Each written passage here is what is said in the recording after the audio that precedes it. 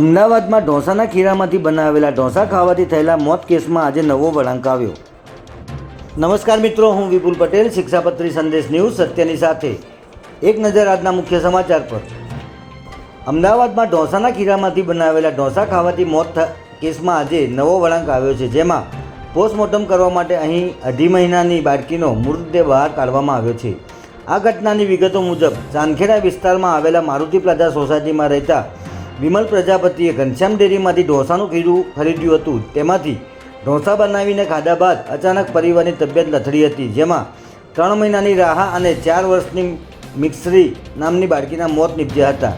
જ્યારે વિમલ પ્રજાપતિ અને તેમના પત્ની ભાવના પ્રજાપતિ હાલ કેડી હોસ્પિટલમાં સારવાર લઈ રહ્યા છે. હાલ આ બંને પણ જીવન અને મરણ વચ્ચે ઝોલા ખાઈ રહ્યા હોવાનું જાણવા મળી રહ્યું છે.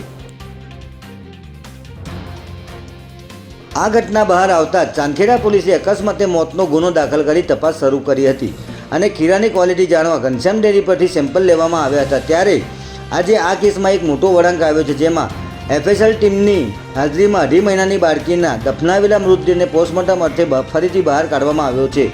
આ અંગે ચાંદખેડા પોલીસ સ્ટેશનના પીઆઈએ જણાવ્યું હતું કે બાળકીનું પેનલ પોસ્ટમોર્ટમ કરવામાં આવશે અને અમારી તપાસ હવે મુખ્યત્વે એફએસએલ રિપોર્ટ, બ્લડ સેમ્પલ અને સીડીઆર જેવા ટેકનિકલ પુરાવાઓ પર આધારિત છે. જય હિન્દ, જય ભારત.